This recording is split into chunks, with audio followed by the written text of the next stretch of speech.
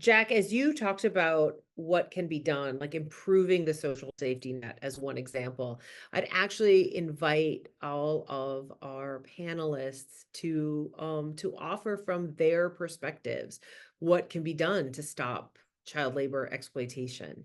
Um, we have spent some really important time in this webinar learning just like what to look for. And I know everyone on this webinar and everyone tuning in either live or on demand wants to know, so then what do I do next? What can be done to end child labor exploitation? Jessica, do you want to go first? Sure, I will. And I again appreciate all of the really great insight from everyone on the panel. I so in some ways we know what we have to do, right? First of all, we know one, we're never going to enforce our way into an economy that works for everyone. And we're never going to enforce our way into a economy that works for every kid. But we know the Wage and Hour Division and the Department of Labor, and frankly, across everyone who cares about this issue, we know we have to hold employers accountable for employing children in violation of federal child labor laws. Like we can't lose track of that immediate need. We also have to make sure that exploited children aren't re-victimized. So that means that we have to make sure that we're working with community-based organizations, leaders, immigrant communities, worker centers, to make sure unions, to make sure that that we are providing support and services to vulnerable kids. And and Kent and Jack talked a little bit about who some of those vulnerable kids are. But you all on this webinar are particularly attuned to who in your community are the most vulnerable kids. And a lot of it is about economic instability and economic insecurity. And so if we can make sure that we are recognizing that these kids are victims of so many of the realities in their own lives, and how do we support and protect those workers and those kids? We also know that we have to hold, and David talked a little bit about this, we also have to hold supply chains responsible for ensuring that no one is profiting off of products or services that are made by illegal child labor. And that's something that we all can do as community members and as consumers and as people who are engaging every single day and thinking about our role in protecting our communities and the economies that we are part of. And so we are seeing a lot of that work, and David was talking a little bit about that too. We are doing a lot of work to hold responsible, even if they aren't necessarily the employer of the children themselves, they are profiting from the illegal child labor in their supply chains, and we need to hold them accountable for that. And then, of course, we all have to care. And everybody that joined on this webinar, everybody has to care. And so you all are caregivers in everything that you do. I consider myself as a parent and as a public servant a caregiver.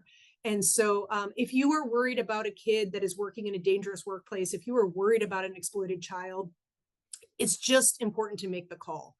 You need to call the Wage and Hour Division. You need to call a community-based organization. You need to make that call because again, back seed point one, which is when we hold employers accountable for employing children in violation of federal child labor laws, that's when we're going to break this cycle. Fantastic. Thank you. That is a great list of things to do for sure. David, what would you add? What can be done to end child labor exploitation? What would you add to everything everyone has shared?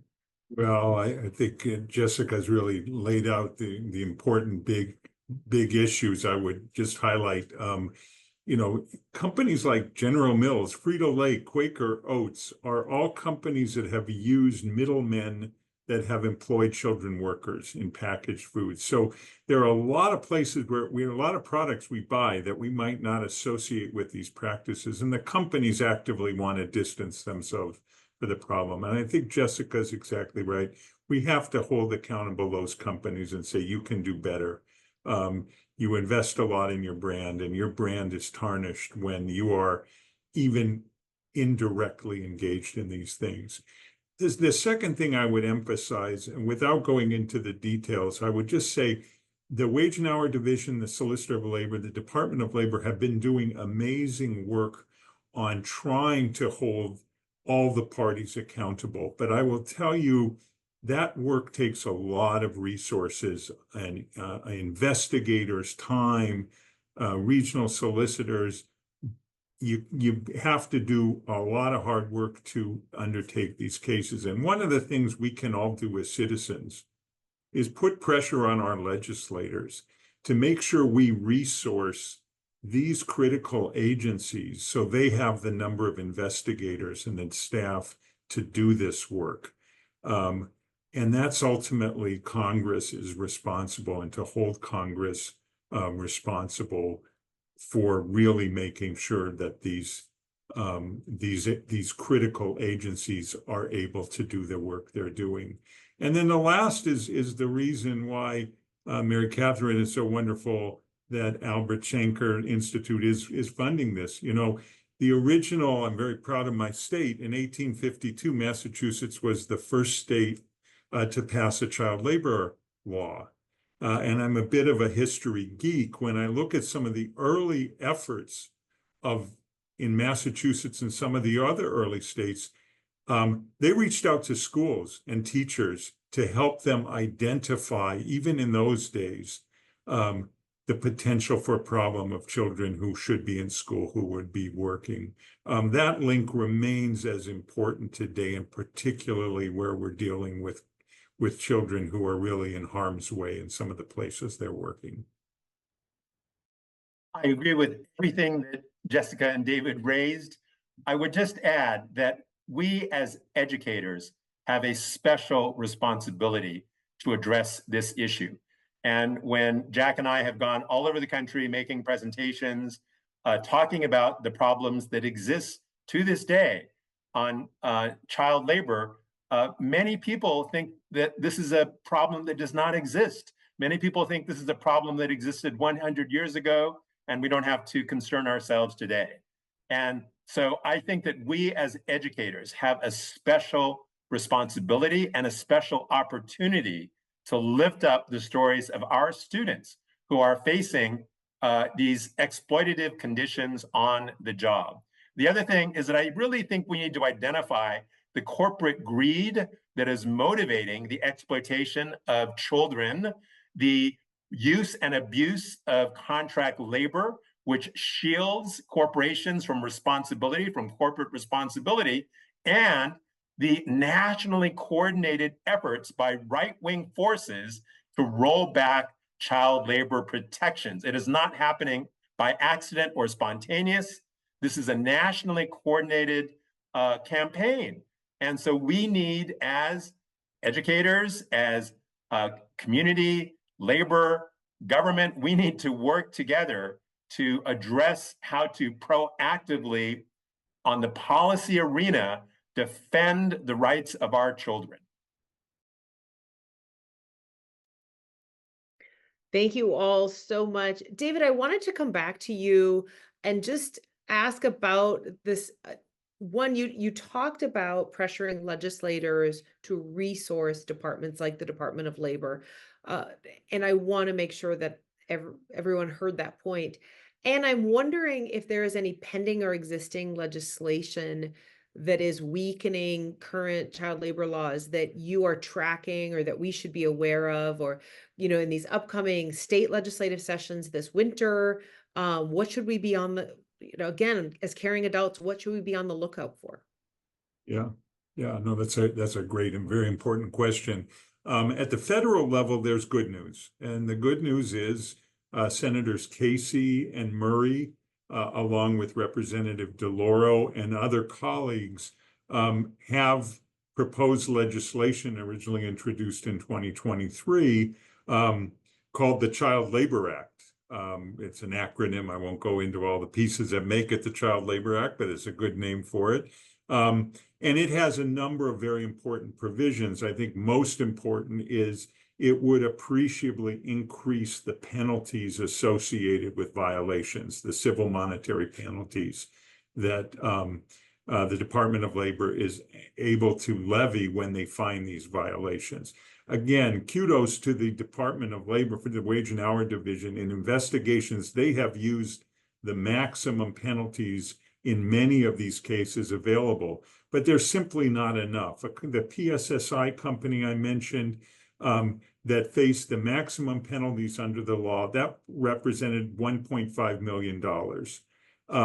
That in the proposed legislation that Senators Casey and Murray and Representative DeLauro put up, that would be magnified by a factor of 100.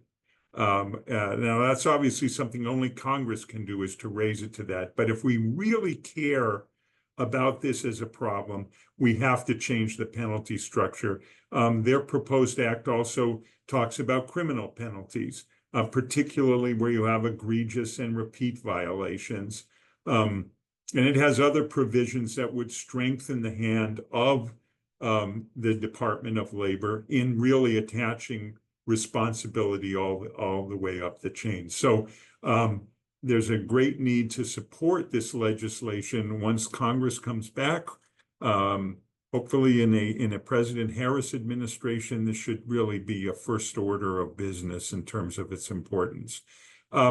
There's bad news and there's good news at the state level. The bad news really started in 2023, which was, as Kent mentioned, through a protracted, coordinated effort by an organization funded by billionaires to roll back state level legislation. The worst case of this was the state of Iowa that ultimately passed, and the governor signed a bill that is in defiance of the Fair Labor Standards Act. It does things that in fact violate the Fair Labor Standards Act, because you're not allowed to go below the standards set by the federal government. That legislation does that. There were other states that similarly sought in 2023 to roll back, and sadly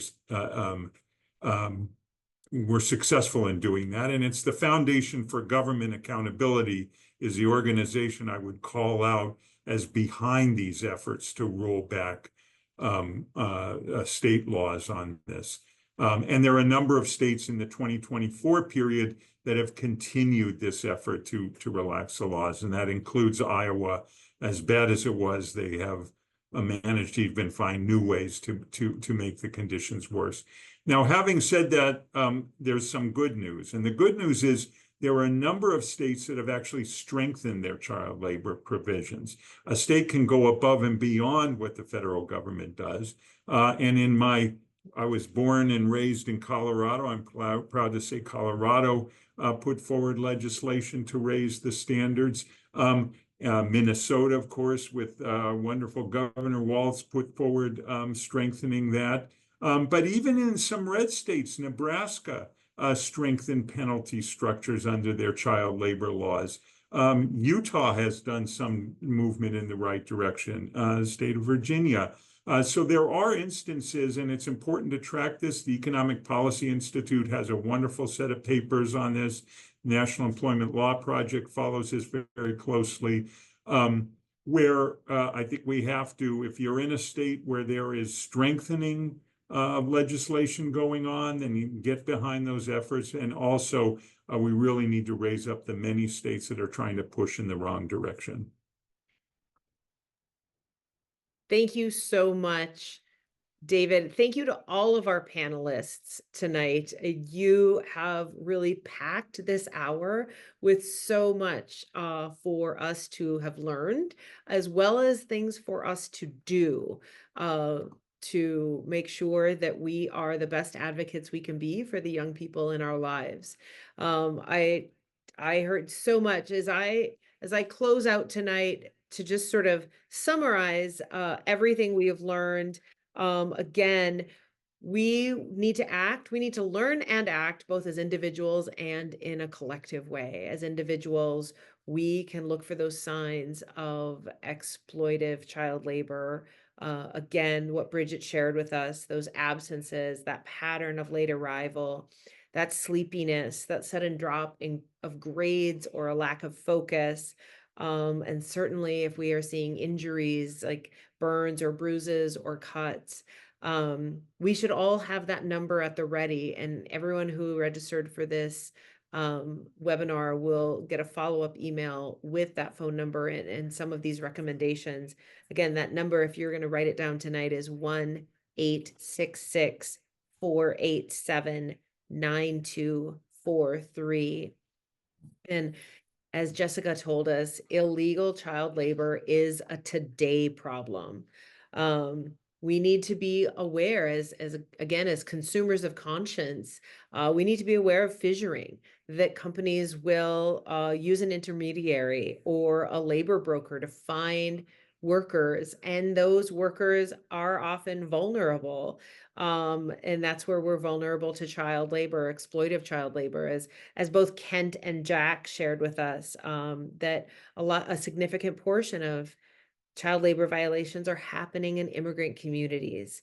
And sometimes these children are trafficked, but as Jack pointed out, sometimes unaccompanied migrant children have chosen the job because of their family's need for the money or because of their situation.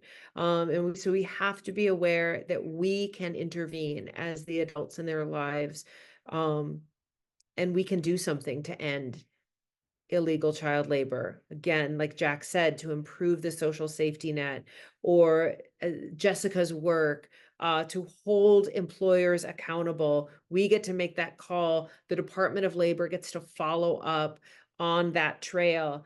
And as David pointed out, these incredibly dedicated public servants need to be well resourced. We have to let our legislators know, and we can do this as individuals, we can do this as professionals in a collective, as educators together, as healthcare professionals together, public employees together, all of us who care about the safety and the lives of our children. We can let legislators know this issue is important to us, and we expect them to be partners with us in keeping our young people safe and making sure that those first jobs, again, are healthy first jobs that that help set our young people up for success.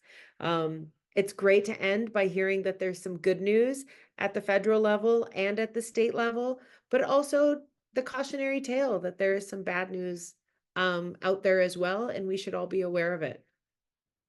To close, I would just love to also ask folks who are listening in, either live or on demand, to consider joining the campaign to end U.S. child labor. And you can go to endUSChildLabor, as if that's all one word, enduschildlabor.org. And we look forward to continuing to support our young people in all the ways we can. I want to thank everyone who joined us today for caring. I want to thank our panelists, Jessica, David, Kent, Jack, Bridget. Thank you, Randy. Thank you all for sharing your expertise with us and making us stronger advocates for the young people in our lives with the work you do. Have a great night, everyone, and we look forward to seeing you at our next webinar. Take care.